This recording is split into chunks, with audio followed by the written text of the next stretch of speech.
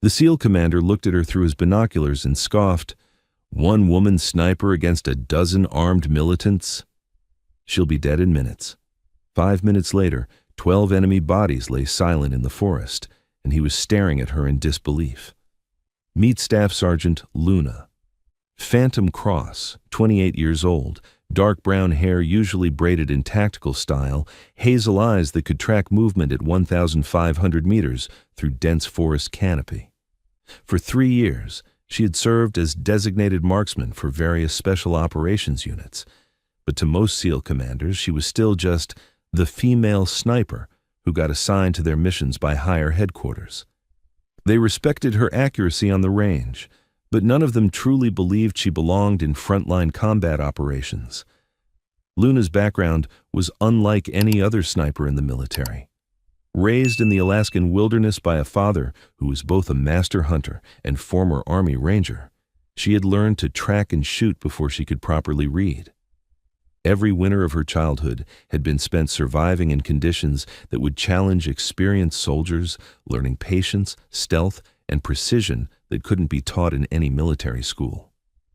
Her father, Sergeant Major Robert Tracker Cross, had been one of the Army's most decorated snipers before retiring to become a wilderness guide in Alaska. He had taught Luna that true marksmanship wasn't about perfect conditions on a shooting range. It was about making impossible shots in impossible circumstances when lives depended on a single bullet placed with surgical precision.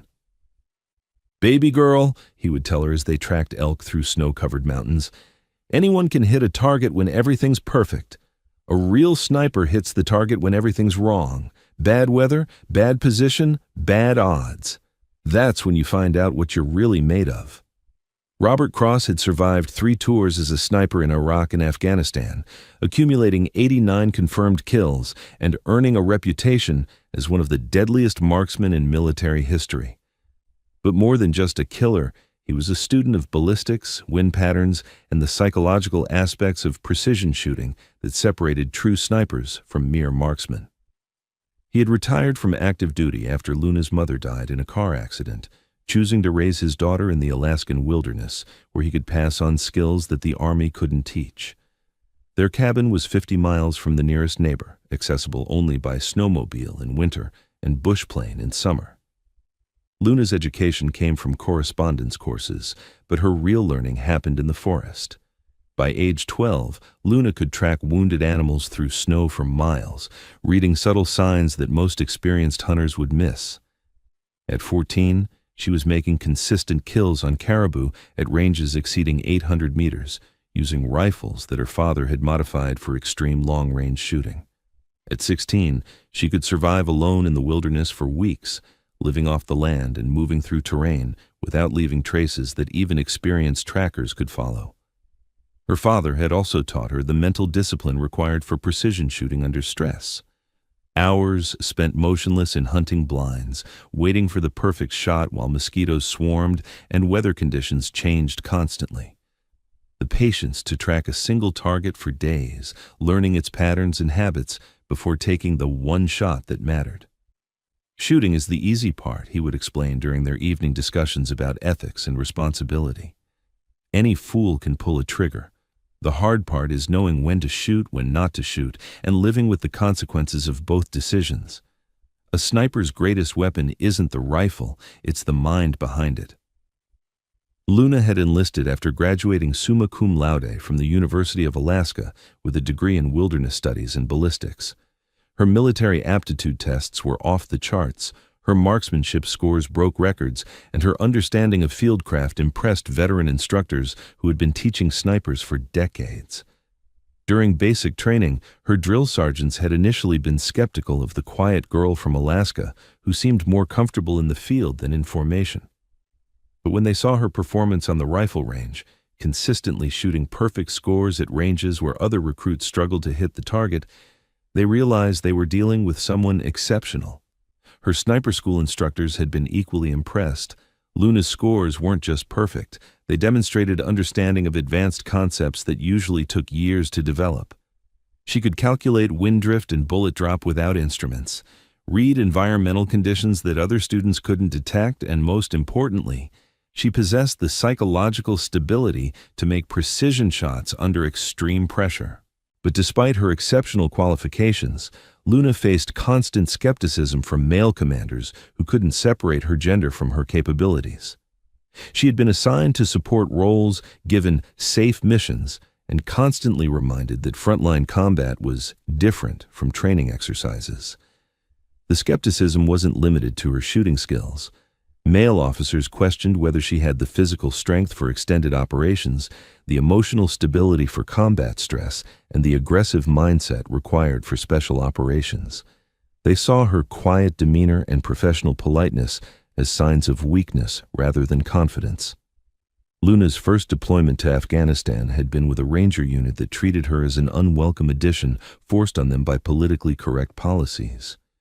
Despite proving her capabilities repeatedly, she was consistently assigned to overwatch positions far from the action, given defensive rather than offensive missions, and excluded from planning sessions where her tactical input could have been valuable. Commander Marcus Steele Blake was the worst of them all. At 42 years old, with 18 years of SEAL operations and 3 Bronze Stars, he commanded SEAL Team 6 with old-school attitudes that belonged in a different era. Blake had built his reputation on aggressive tactics and overwhelming firepower, believing that special operations required physical dominance and masculine aggression that women simply couldn't provide. "Cross is technically proficient," he would tell other officers when forced to work with her. "But when bullets start flying and men are dying, you need someone with the psychological toughness to handle real combat. Support roles are more appropriate for female personnel." Blake's attitude wasn't unusual among special operations commanders who had built their careers in an exclusively male environment. They viewed the integration of women into combat roles as a social experiment that compromised operational effectiveness. In their minds, Luna represented everything that was wrong with modern military policies that prioritized political correctness over combat readiness. Luna endured his condescending comments and patronizing assignments in professional silence, knowing that arguing would only confirm his prejudices. But she also knew that eventually, circumstances would give her the opportunity to prove what she was truly capable of.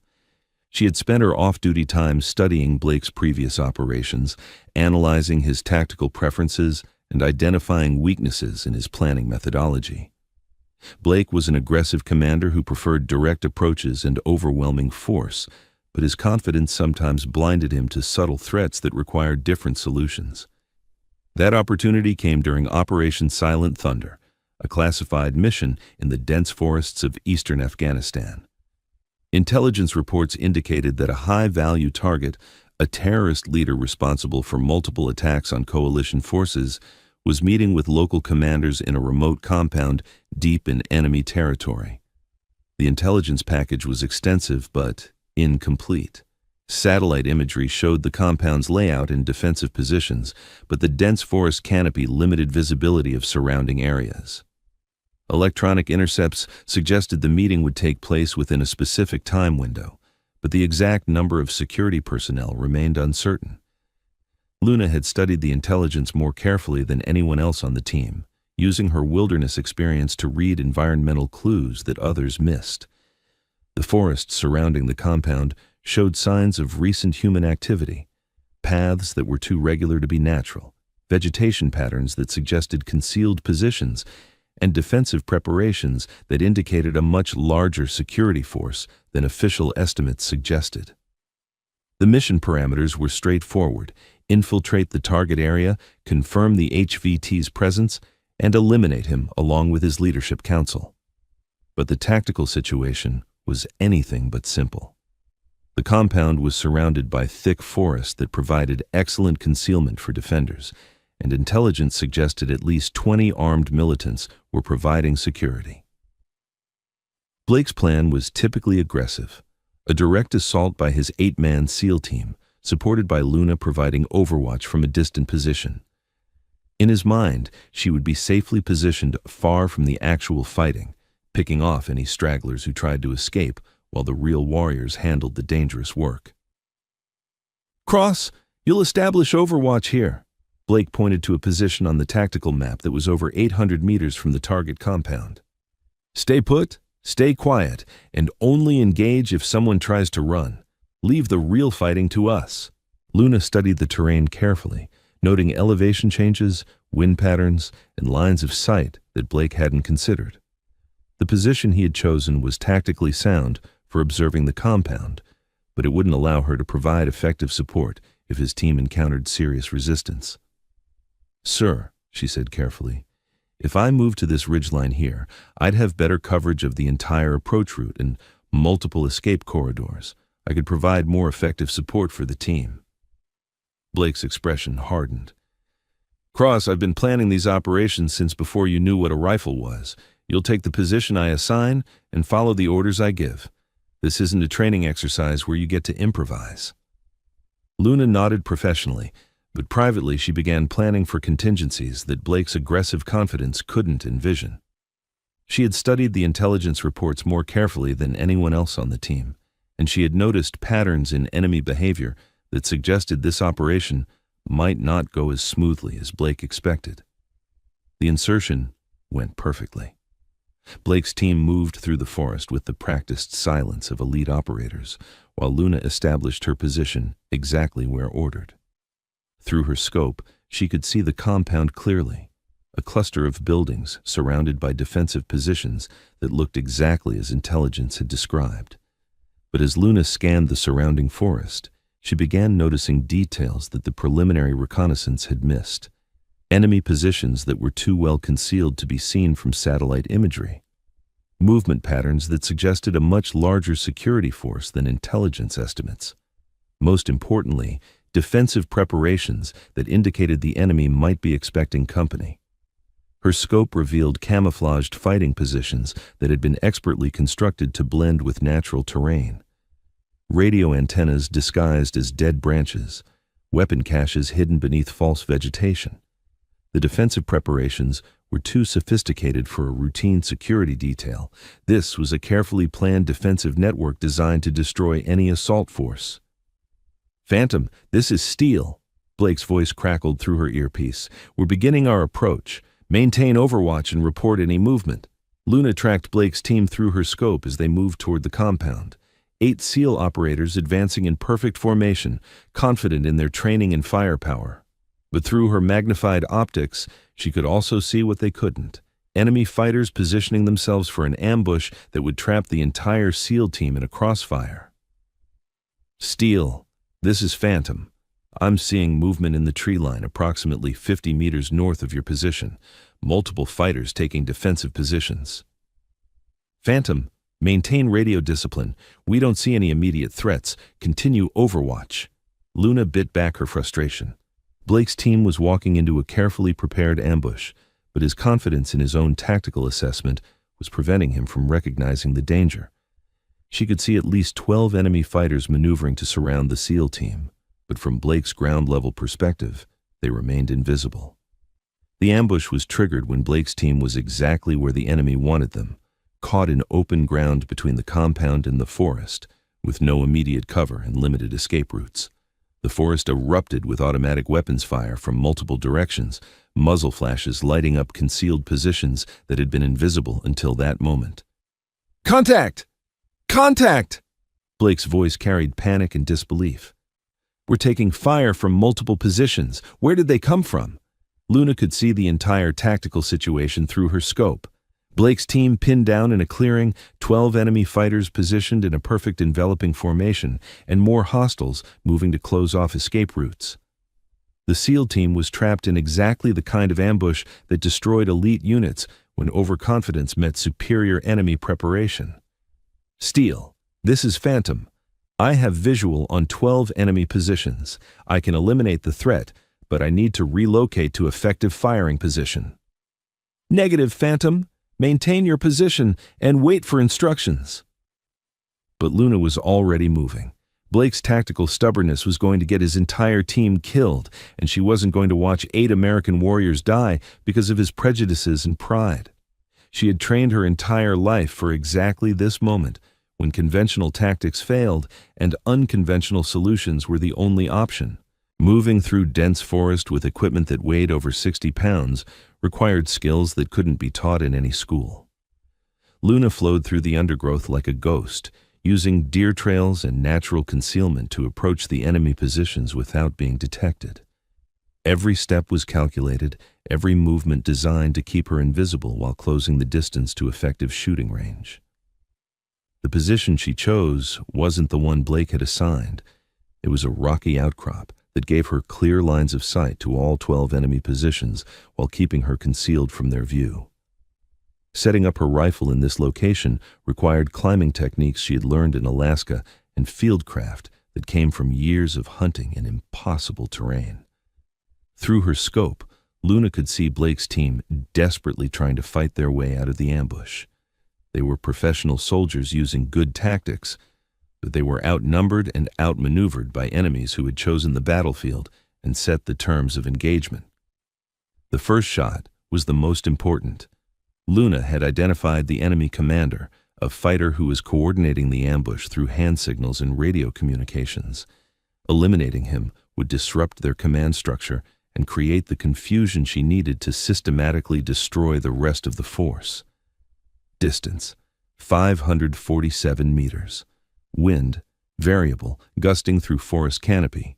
Target, mobile, partially concealed behind natural cover, the kind of shot that separated real snipers from people who could just hit stationary targets on a range. Luna controlled her breathing, feeling her heart rate slow to the rhythm her father had trained into her years ago. The crosshairs settled on the enemy commander's center mass, accounting for wind drift and the slight upward angle. She exhaled half her breath and held it, finger applying steady pressure to the trigger. The rifle fired. 547 meters away, the enemy commander dropped instantly, his radio and binoculars scattering as his body fell.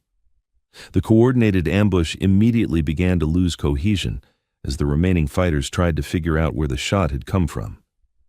Luna was already acquiring her second target, a machine gunner who was pouring devastating fire into Blake's position. The angle was more difficult this time, requiring her to shoot through a gap in the forest canopy that was barely wider than her bullet. Second shot, second kill. The psychological impact of losing their commander and heavy weapons specialist sent ripples of confusion through the enemy force. They had been in complete control of the engagement, systematically destroying a trapped SEAL team. Now, they were being hunted by an invisible predator who was picking them off with surgical precision. Blake's voice crackled through the radio, filled with amazement and disbelief. "Phantom, where are those shots coming from?"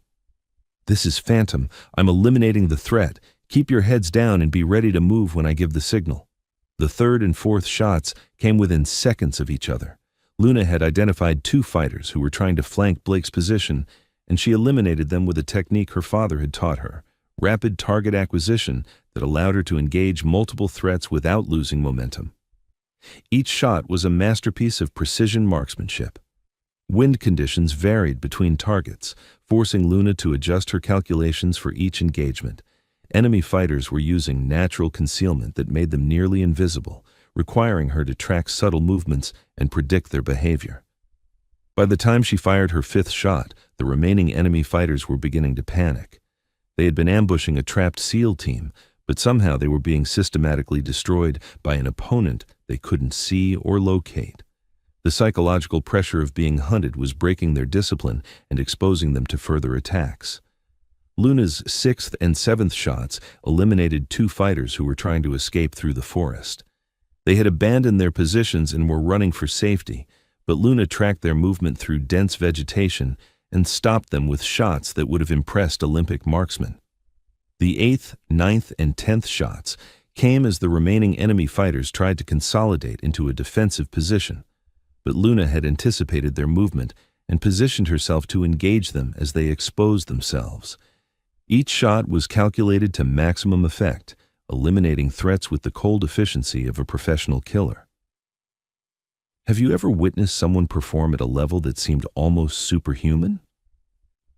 Blake's team watched in stunned silence as Luna systematically dismantled an enemy force that had been destroying them moments before.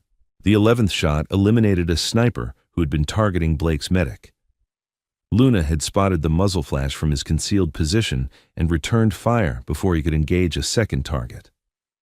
The shot traveled through forest undergrowth that should have made accuracy impossible, but Luna's bullet found its mark with mathematical precision. The 12th and final shot was the most difficult. The last enemy fighter had taken cover behind a fallen log that provided excellent protection from most angles. But Luna had positioned herself to exploit the one gap in his defenses, a shooting lane that was barely 6 inches wide and required her to thread her bullet between two tree trunks. The shot was perfect. The threat was eliminated. 5 minutes after the ambush began, 12 enemy fighters lay dead in the forest, and Blake's SEAL team was alive and unharmed. The engagement that should have destroyed an elite American unit had instead become a demonstration of precision marksmanship that redefined what one sniper could accomplish in combat. "Phantom, this is Steele." Blake's voice carried a tone that Luna had never heard from him before, complete respect mixed with amazement. "I need you to explain to me what just happened." Luna keyed her radio calmly. "Threat eliminated, sir. Area is secure. Recommend we continue with primary mission." The primary mission, eliminating the high-value target, proceeded without incident. The terrorist leader and his council were eliminated in a surgical strike that went exactly as planned, now that the security force had been neutralized by Luna's precision shooting. But the moment that defined everything came during the helicopter extraction, when Blake sat across from Luna in the cargo bay and looked at her with completely different eyes. "Cross," he said quietly, "I owe you an apology. What you did back there, I've never seen anything like it. 12 targets, 5 minutes, perfect shooting under impossible conditions. You saved every life on my team." Luna looked at the SEAL commander who had spent months doubting her capabilities and treating her like a liability. "Sir, I was just doing my job." "No," Blake replied firmly. "You were doing something far beyond your job. You were being the sniper I never realized we had." The after-action reports from Operation Silent Thunder became classified case studies examined by special operations commands worldwide. Luna's engagement was analyzed as a perfect example of precision marksmanship under extreme pressure, demonstrating tactical innovations that challenged conventional doctrine about sniper employment. 6 months later, Staff Sergeant Luna Cross was promoted to Sergeant First Class and offered assignment to the most elite sniper units in the military. But more importantly, she never again heard a SEAL commander question whether women belonged in frontline combat operations. And Commander Blake became one of her strongest advocates, frequently telling other officers, "If you want to understand what a real sniper can accomplish, watch Cross work. She doesn't just shoot targets, she controls the entire battlefield through precision and patience." The relationship between Blake and Luna evolved from mutual antagonism to professional respect, and eventually to the kind of trust that exists between warriors who have saved each other's lives. Blake learned to listen to her tactical assessments, while Luna learned to work within command structures that valued her input rather than dismissing it. 2 years later, when Blake was promoted to Admiral and given command of Naval Special Warfare Group, his first personnel request was for Luna Cross to serve as his senior sniper instructor. Her techniques became standard curriculum for all special operations snipers, male and female. Today, Master Sergeant Luna Phantom Cross runs the military's most advanced sniper training program, teaching techniques that combine Alaskan wilderness skills with modern precision shooting technology. Her students learn not just marksmanship, but the patience, fieldcraft, and tactical thinking that turn good shooters into legendary snipers. Have you ever been underestimated so completely that people couldn't see your true capabilities until circumstances forced them to? Luna's story reminds us that the most dangerous assumptions are the ones we make about people based on preconceptions rather than performance. The SEAL commander who dismissed her as just the female sniper learned that gender was irrelevant when bullets were flying and lives were on the line. What mattered was precision, patience, and the willingness to take responsibility for outcomes that others couldn't achieve. If you believe that true capability reveals itself when everything is on the line, Share this story. Because somewhere, someone is being judged by their demographics rather than their skills, not knowing that their moment to prove everyone wrong is coming. Luna Cross didn't just eliminate 12 enemies in 5 minutes, she eliminated every assumption about what women could accomplish in combat. Sometimes our greatest victories come not from meeting expectations, but from exceeding them so completely that the expectations themselves are forced to change. Thanks for watching. If you liked this video, you can subscribe to see more incredible stories like this one.